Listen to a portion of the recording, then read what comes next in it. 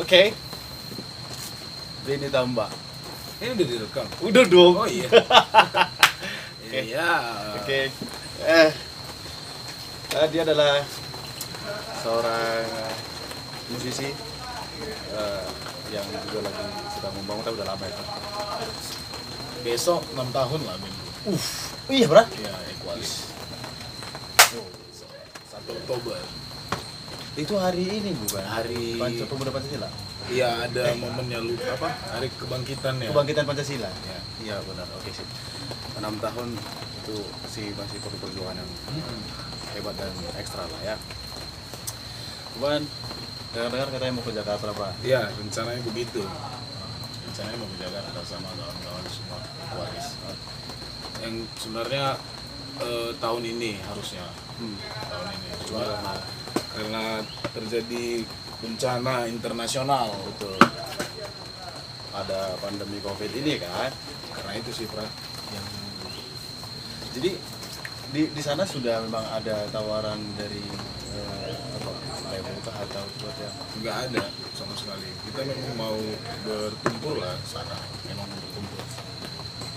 Cuma dulu pernah dikontrak tahun 2017 sampai 2019. Dulu. Memang kontraknya di Jakarta juga dulu. Cuma kita dulu stay di Medan tetap. Ya mungkin nanti bisa mereka sebagai inilah, sebagai pengawal lah. Iya benar, untuk bisa kasih petunjuk. Iya benar itu ya. Tapi aku gak mau ke sana gitu. Gak mau ke sana. Aku lebih kepada kontribusi lirik ya. Karena kebanyakan itu katanya dari Benny Tabak sendiri. Ya. Dan kebanyakan musisi pasti itu adalah sebenarnya luapan emosi, luapan pengalaman yang tertuang ke Yes. sana gitu ya. Betul.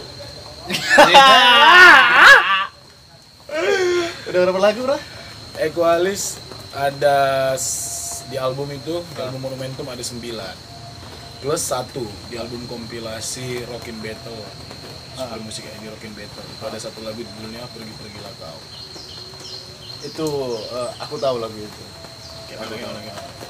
Pergilah, pergi. Salah. Begitu bukan? Enggak. Pergi-pergilah dariku. Itu bukan pergilah pergi. Oke, siap. Kembali. Lalu aku yakin dan percaya itu adalah sebuah kisah yang menurutku real. Ya, sebenarnya rata-rata semua lagu yang Equalis itu banyak juga peran aku nulis. Biasanya terjadi memang di diriku.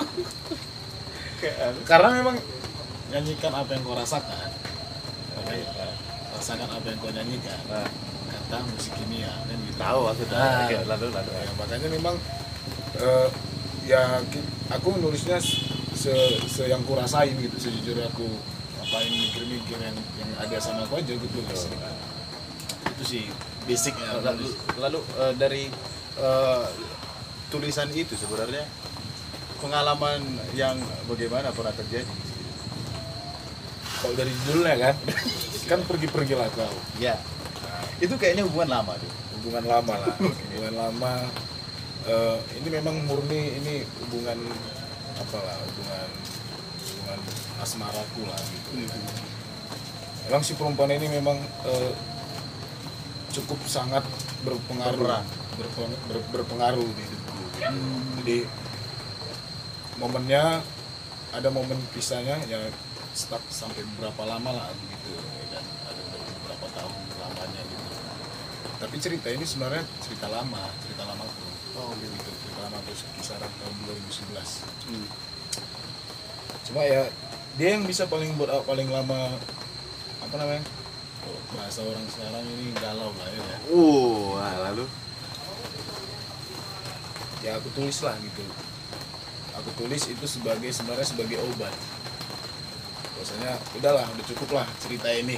Ceng lah, pergilah kau gitu. dari sekian arti kan dari sekian lama sudah berlalu larut nih. Iya. Apa namanya? Kan akhirnya mengganggu juga. Ya mengganggu awak juga kan. Gitu karena pasti selalu ketemu sama yang lain, kok nggak kayak gini ya. Oh, maksudnya setelah berakhir dengan dia pernah jumpa sama yang lain tapi enggak. Oh pastilah kan pasti. Oke. pasti mulai hubungan yang baru gitu, tapi kok nggak oke itu ya gitu. Oke. Cicek. Ya. Dan harapan apa saat itu tentu dia ya setidaknya mendengar. Ya pastilah. Lalu dia dengar. Ya, tapi nah makanya kan kenapa bisa ditulis itu artinya kita sudah siap gitu.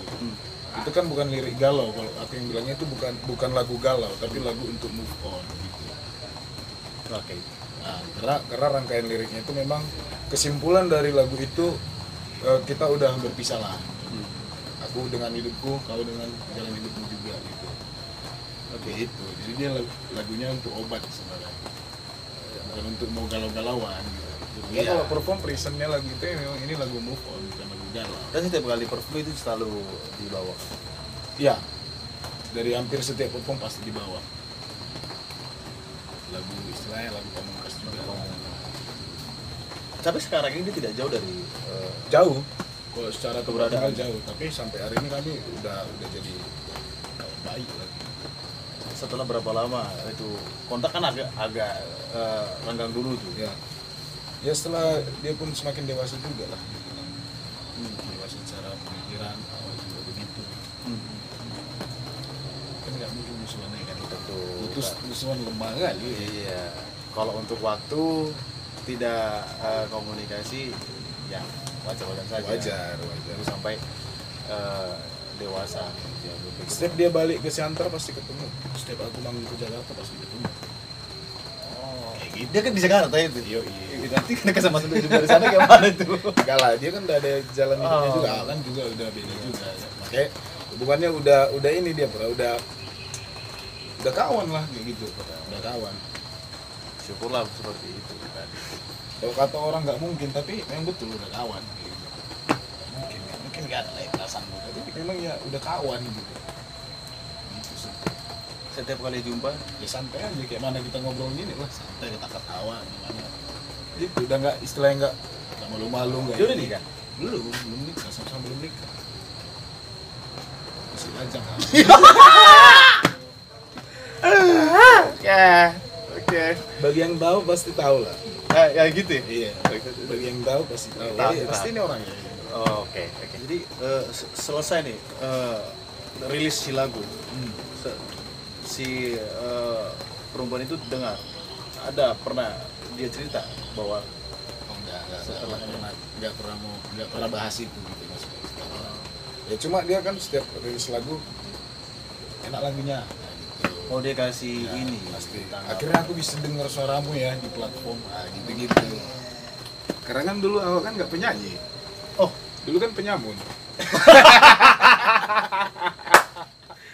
Dulu kan nggak penyanyi awal bro. Pemain perkusi ya. Setelah sama Equalis ya baru nyanyi. iya ya. Ya tahun 2014. Kalau dulu basicnya main perkusi, main cimbe. Tahu. Nah, gitu. Saya juga bingung pernah bisa jadi nyanyi awal di situ di Equalis. Dan lagu kawan-kawan Equalis itu sering juga diputar misalnya gitu. Oh iya. Iya, hampir setiap waktu diputar sama aku. Karena ada teman yang juga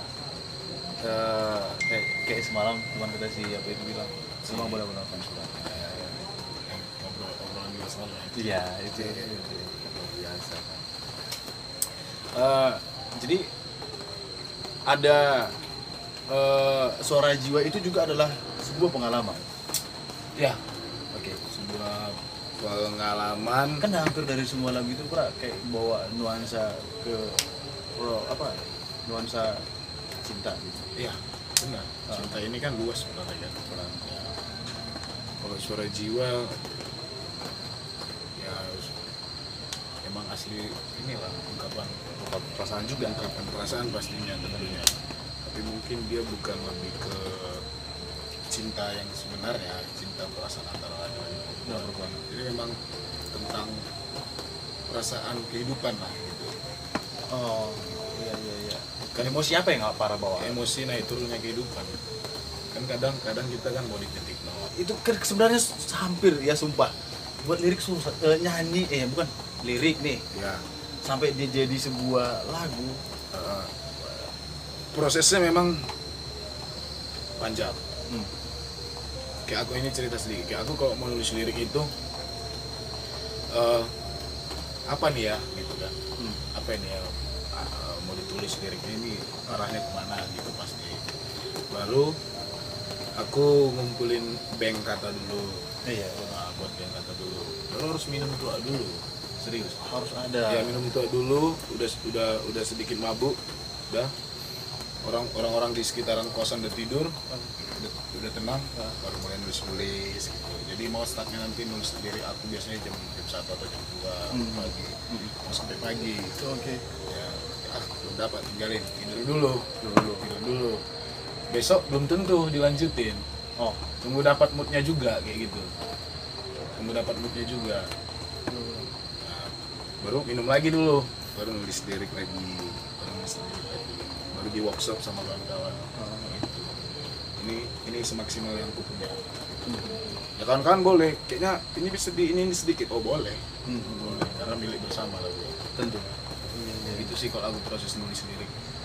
Itu sama halnya kayak ini juga. Ariel Noah juga mengatakan bahwasanya menulis atau menciptakan lagu itu butuh yang apa namanya ya, tingkat khayalnya itu dia normal gitu. Ya, kayak gitulah dibilangnya kan. Iya. Merangkap kata-kata sama kayak menangkap nada-nada kan membuat lagu. Ya memang butuh imajinasi. Iya. Baru gimana membuat alur ceritanya kan. Yang paling penting sebenarnya dalam buat lagu itu apa ya? Yang paling penting arahnya. Maksudnya kayak apa yang tadi kan? Arahnya.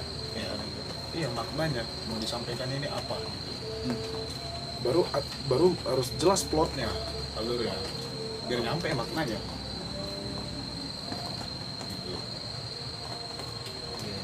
Ini makanan jurusan apa juga ya? Enggak juga, sebenarnya sama kayak nulis skripsi kan, dari yang lebar sampai kerucut kan gitu dia prinsip. Betul segitiga terbalik gitu. Dari yang cerita lebar sampai mengecil sampai gitu aja sih prinsipnya. Iya berapa? Lalu besok di acara ulang tahun itu ada kegiatan apa untuk itu? Mungkin besok ya hanya biasa aja sih sebenarnya karena pandemi juga kan. Juga kita mau kebetulan juga basisku lagi cuti gitu, lagi di Kalimantan, ada istrinya lahiran. Oh, Ya mungkin ya paling nanti video call sama-sama. Ulang tahun lah untuk kita ya. 6 tahun gitu lo katanya gitu. Paling nanti pas saat juga balik ke Medan paling ya cek-cek gitu. Tapi kalau tahun lalu kami buat konser. Tahun lalu itu pas 5 tahunnya Equalis kami buat konser. Iya. Buat konser tunggalnya Equalis. Jadi ada beberapa band-band juga kita undang. Dan puji Tuhan rame tempat itu. Semuanya mabuk. Gitu lah. Wow. Karena kita nyediain tua juga, tua gratis. Banyak, minum semua. Banyak lah band tahun lalu. Cuma ya tahun ini karena kondisi juga kan Betul. Kita nggak bisa ini paksakan kehendak kayak gitu. Ya, karena ya wajar-wajar aja kalau Equalis ya setiap buat acara sudah banyak orang yang datang karena lumayan Equalis banyak juga fans. bukan fans sih sebenarnya. Banyak orang yang sayang gitu. Ya. Kalau fans dia agak aneh dia. Kenapa? Pasti beda lah. Kalau udah bahasa fans menurut kami ya, makanya kami nggak pernah bilang fans, kawan atau teman Gimana? iya biar nggak ada jarak gitu lah Pak. Makin gelap ya? Masih bisa lah, Bisa. Atau kita bikin flash? nanti mati. Itu bisa jadi lagi. Curah. Nggak enak lah kayak gini. Ya, kami lagi di kampus di Siantar. Iya. Kampusnya nggak usah tahu lah. Jadi kebetulan para Benis Tambah itu berkunjung ke sini kan, dia juga sering main. Nah, udah deh, momentum ini, gitu, kesempatan sebelum dia pergi ke Jakarta. Nggak tahu kan tiba-tiba nanti udah, gitu ya. Amin ya kan. At least you will remember our video gitu loh. Pasti dong, pasti kali. Iya kan. Jadi Dan aku pun sebenarnya sangat tertarik semalam yang kau bilang Pras. Besok buat cakap kita ya kayak gini. Wah yuk, ayolah, apa salahnya lah. ngobrol-ngobrol ya kan. Kan positif. Positif. Selagi dia masih positif, gas terus. Kita akan sapul. Pernah nggak sih 6 tahun itu kawan-kawan Equalis jumpain masalah gitu? banyak lah, Pra. Tentu, karena Banyak lah. untuk menyatukan satu. Banyak kali, Pra. Hmm. Masalah egois, banyak lah. Iya. Banyak kali lah, Pra. Tapi ya tetap kalau prinsip kami ngobrol. Setiap udah ada masalah itu kami ngobrol, ketemu sama tim langsung. Karena kami kan Equalis kan ber-5 personil. Pada saat itu ada juga 4 tim kami. Tapi kami nggak bilang kru atau apa, ini tim gitu. Jadi tim ini bisa juga ngasih suara di dalam rapat gitu. Iya betul. Untuk mau kemana arahnya Equalis ini, mereka juga punya suara. Ya udah, istilahnya ada masalah nih, kita selesaiin sampai mau nangis-nangisan, keluarin semuanya gitu cara kami. Itu pernah terjadi. Sering terjadi. Tapi itu yang membuat kita bisa bertahan menurutku sampai hari ini. Jadi dikeluarin, kau kayak gini, dikeluarin, jadi nggak ada lagi. Ya habis itu disimpulkan gimana ada solusi dong pasti setiap dari diskusi kan. Kan nggak semua juga itu kelompok yang bisa memahami atau menerima unek-unek dari teman. Sikit-sikit langsung sakit hati gitu kan. Ya kalau saranku sih begitu, kalau kami melakukan seperti itu. Nggak ada yang kira-kira sudah tidak pas di dalam kelompok kita ini, kita ngobrol sepait-paitnya gitu. Lalu yang paling pernah pahit sekali yang dialami oleh Equalis apa lah ya? Dari ya para ya, kan beda-beda nih barangkali teman-teman yang lain satu momen yang beda juga. Yang pahit sekali, tapi memang yang pahit sekali pernah itu kejadian pemain keyboardku yang sebelumnya keluar. Nah, cuma dia udah kekeh juga dia untuk keluar gitu. Aku tanya tahu cerita itu kan lalu. Itu ya kami ngobrol, kami tahan gitu. Kau ingat kau cita-cita kita, ingat kau apa? Kita bawa orang tua kita jalan-jalan, rame-rame kita gembel sekarang, nggak apa-apa. Tapi kenapa ya kau gitu-gitu? Nangisan semua, tapi dia tetap. Aku minta maaf gitu. Aku minta maaf, aku nggak bisa lagi. Aku udah salah, aku melanggar kontrak. Gitu. Karena kami kan punya kontrak internal gitu. Maksudnya nggak tertulis sih, betul, tapi ada kesepakatan kami gitu. Semuanya prioritas. Semua dibutuhkan, semua prioritas, tapi lebih prioritas itu harus Equalis gitu. Nah, teman kami ini kemarin menandatangani kontrak kerja sama sebuah kafe lah gitu, tempat main. Jadi kontrak mereka, dan ternyata Equalis itu punya jadwal audisi ke Surabaya pada saat itu. Ya, akhirnya kami main 4 ya gitu, ngobrol takut ya, cuma ya solusinya, diskusinya, hasil dari diskusinya, solusinya dia memang harus cabut, dia yang meminta, harus sudah tahan, nggak mampu lagi. Dan itu juga yang semakin bertumbuh maksudku, makin dewasa kita ke depannya secara kelompok. Ada masalah kita lebih paham Ya pasti solusinya kan, seperti apa. Iya pasti. Gitu sih yang kami lakukan gitu, tetap diskusi, ngobrol sepait-paitnya biar ada solusinya. Gitu. Oke, itu tadi yang terpahit. Yang sangat lucu, itu kan pernah lah ngalamin. Pernah lah. Dari yang paling unik, cerita. Yang paling unik ini cerita di panggung aja lah, lebih mantap. Jadi pernah itu tahun 2015. Jadi ada festival band Samosir namanya. Ini kan semua gembel kampus aslinya. Iya serius. Satu band ini dulu tinggalnya di kampus. tinggal di kampus, makan nggak makan. Oke, cemana berangkat kita? Berangkat. Aduh, uang nggak ada. Jadi berangkatlah kami dengan modal keyakinan. Uang kami itu tinggal kalau nggak salah 200.000. Berangkatlah kami ke sana. Berangkatlah dari Medan lewat Tele. Sampai lah, kami ngambil hotel ini. Tapi hotel ini pun nggak tahu gimana cara yang membayar. Ini kan cerita unik ya. Iya. Gimana cara bayarnya ini? Udah lah, yakin aja lah. Kebetulan hotel ini yang tempat kami biasa inaugurasi, jadi udah saling kenal. Oh ya, oke. Ya kan gitu, Siap. sama tulang ini. Tahu. Udah aman nih itu nanti bisa gitu. Kalau nggak memang pun bisanya nanti kita transfer, kita bilang gitu lah. Berangkat lah kami, berangkat. Baru sampai kami sana istirahat, manggung. Ini kan karena groginya juga. Grogi lah. Termasuk aku sangat grogi pada saat itu karena ini kan kompetisi ya, ada di nilai-nilai gitu. Jadi ada bagian memang nyanyi aku nyanyi baru ada bagian memang interlude gitar. Saking groginya ini nggak tahu ngapain ya ke aku kayak gitu kan. Mundurlah aku belakang kan. Tapi ini bagian terpentingnya dia musik ini. Gitarisku semua lagi main delay. Dan delay ini yang membuat suasananya. Tiba-tiba hilang suara delaynya. Hilang. Dia pun kacau. Aku pun kacau. Kenapa? Rupanya tercabutku, tersenggolku ya. Tersenggolku kan. Gimana nih kita di panggung. Jadi parah gini-gini Iya, serius. Udah aku tinggalkan sempat pra. Tahu aku salah tadi udah aku tinggalkan. Terakhir balik aku, gua ambil, gua colokkan lagi. Aduh kacau kali tuh. Dan akhirnya kami menang juara 1. Iya, juara 1.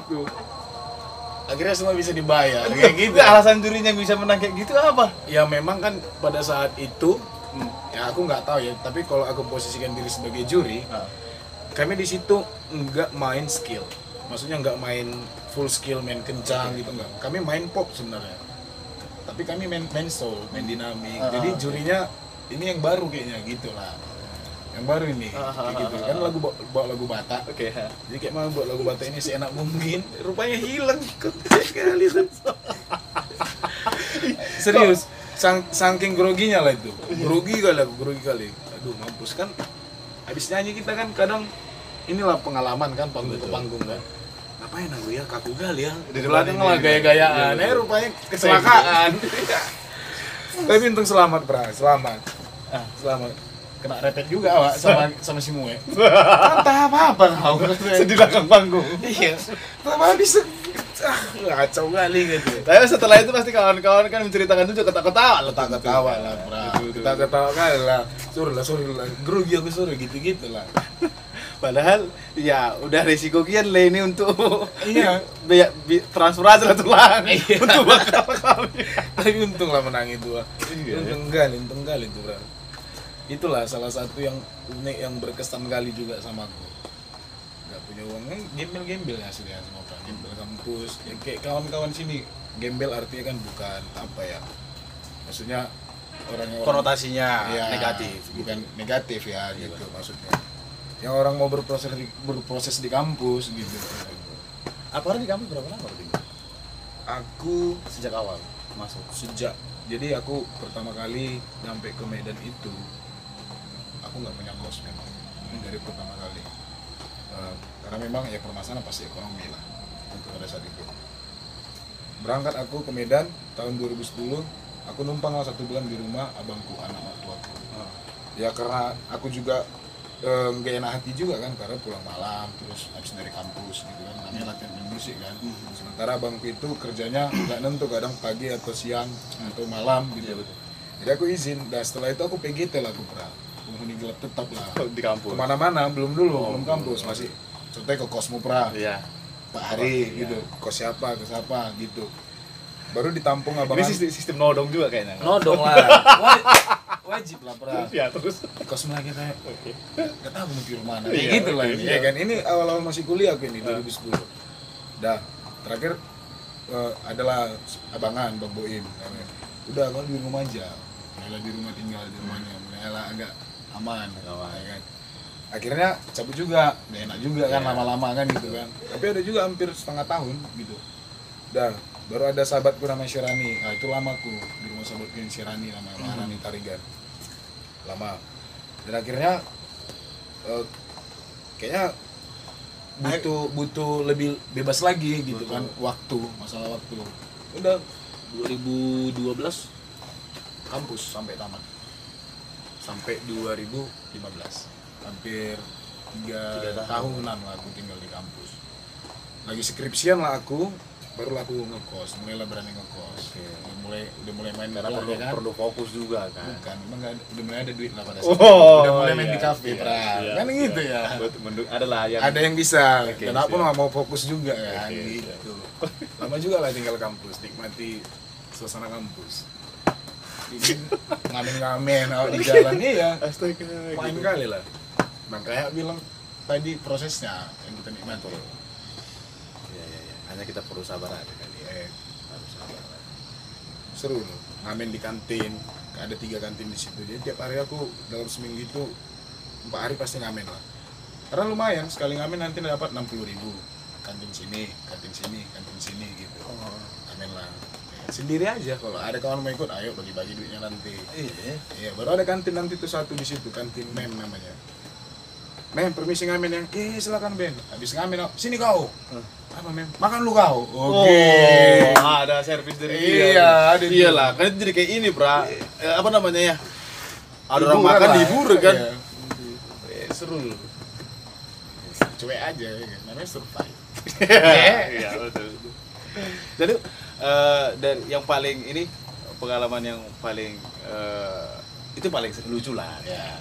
Yang pernah nggak sih jumpa pengalaman yang Apara udah merasa ternyata koalisi ini benar-benar sudah harus di tahap yang berikutnya gitu. Pernah.